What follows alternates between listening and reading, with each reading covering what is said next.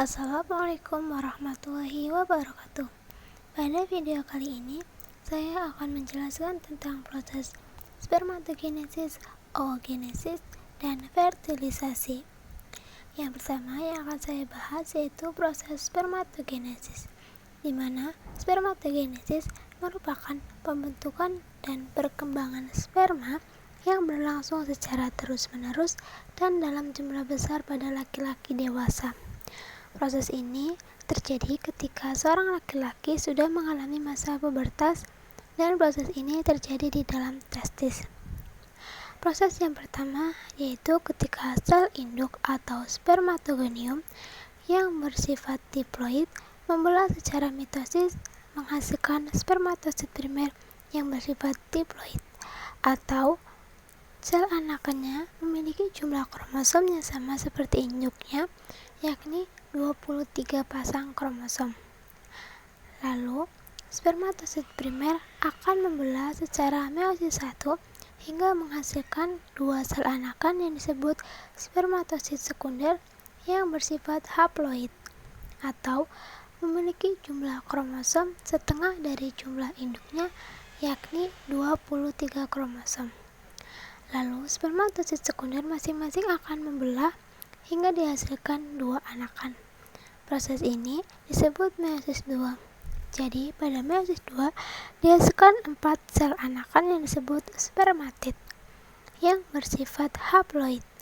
Lalu, spermatid ini akan mengalami proses spermiogenesis, di mana pada proses spermiogenesis spermatid akan berubah menjadi spermatozoa atau sel sperma. Pada spermiogenesis terjadi proses kondensasi kromosom atau DNA, pembentukan tutup akrosom, pembentukan ekor atau flagellum, dan pembuangan sitoplasma yang berlebih pada sel sperma. Yang kedua yaitu ada oogenesis. Oogenesis adalah proses perkembangan oosit atau sel telur matang yang berlangsung di dalam ovarium wanita. Oogenesis sebenarnya dimulai di dalam embrio perempuan, di mana oogonium atau sel induk akan membelah secara mitosis hingga menghasilkan oosit primer. Proses ini menghasilkan sekitar 6-7 juta sel oosit primer yang nantinya akan berkurang ketika bayi tersebut lahir, hingga hanya tersisa sekitar 1 juta sel oosit primer. Nantinya, proses ini akan berhenti sementara dan akan dilanjutkan ketika seorang wanita sudah memasuki masa pubertas, di mana nanti oosit primer yang bersifat diploid akan membelah secara meiosis 1 hingga menghasilkan oosit sekunder dan badan polar primer yang bersifat haploid, di mana oosit sekunder akan memiliki ukuran yang lebih besar dibandingkan badan polar primer karena pembagian sitoplasma yang tidak merata. Lalu, keduanya akan membelah lagi secara meiosis 2 hingga menghasilkan 4 ootit.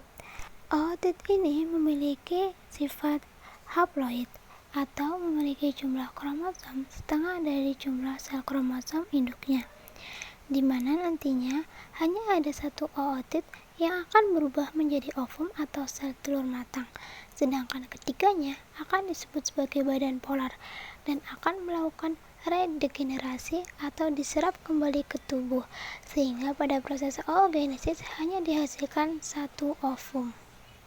Lalu ini adalah gambaran dari sel sperma yang dihasilkan pada proses spermatogenesis, di mana secara umum bagiannya terbagi menjadi 3, yaitu bagian kepala, bagian tengah, dan bagian ekor.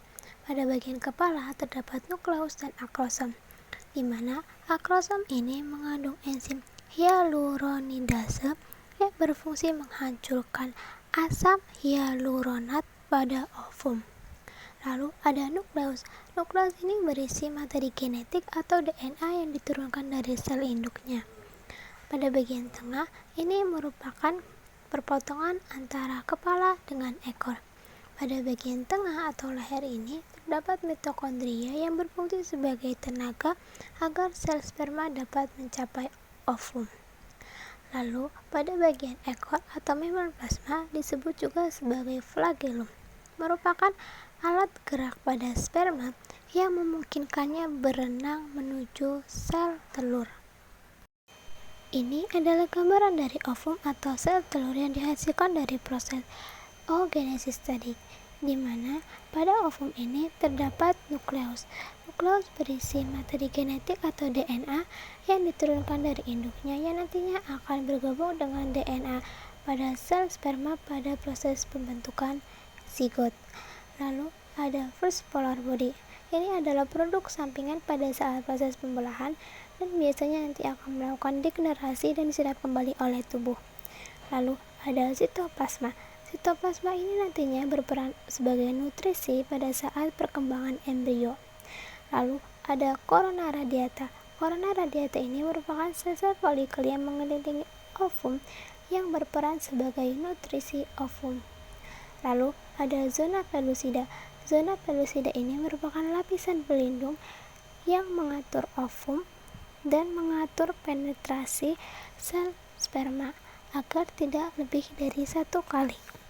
Lalu yang ketiga ada fertilisasi. Fertilisasi disebut juga sebagai pembuahan. Fertilisasi terjadi di dalam tuba Fallopi. Proses ini terjadi ketika sel sperma berhasil menembus sel telur atau ovum. Pertama, proses ini diawali oleh ovulasi. Ovulasi adalah ketika di mana sel telur berhasil dilepaskan oleh ovarium atau indung telur dan dibuahi oleh sel sperma, di mana pada hari ke-0 sel sperma akan menembus ovum dan mengakibatkan materi genetik yang dibawa oleh masing-masing sel bersatu membentuk zigot.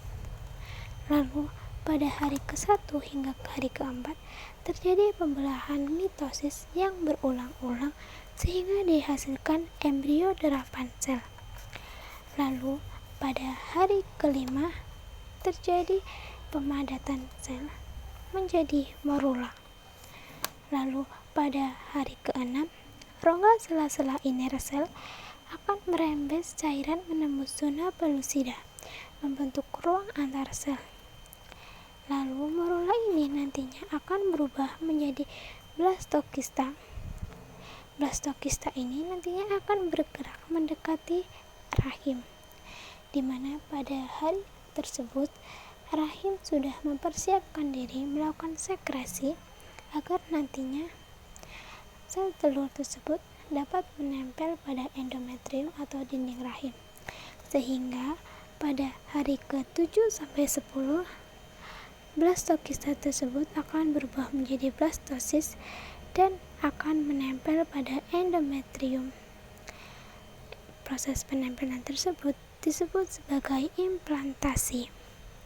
Lalu pada hari ke-8 sampai ke-9 akan terjadi proses gastrula, di mana nantinya akan membentuk 3 lapisan germinal, yaitu ektoderm, mesoderm, dan endoderm. Nah, nantinya akan membentuk menjadi embrio. Embrio ini nantinya setelah beberapa minggu akan berubah menjadi janin, dan itu tandanya proses kehamilan sudah dimulai. Lalu ini adalah gambaran pada saat dimana sel sperma berusaha menembus sel telur atau ovum. Yang pertama yang akan dilalui yaitu sel-sel folikel atau corona radiata. Jadi sel sperma akan melewati corona radiata dengan melepaskan enzim hyaluronidase yang memecah asam hyaluronat. Lalu setelah itu sperma akan melakukan penetrasi terhadap zona pellucida, di mana zona pellucida ini berfungsi mencegah penetrasi lebih dari satu sel sperma. Jadi jika sudah ada satu sel sperma yang masuk, maka zona pellucida ini akan berusaha mencegah sel sperma lain menembus ovum. Lalu jika berhasil masuk dan menembus membran plasma ovum, nukleus yang dibawa sperma ini akan bergabung dengan nukleus dari ovum dan membentuk zigot.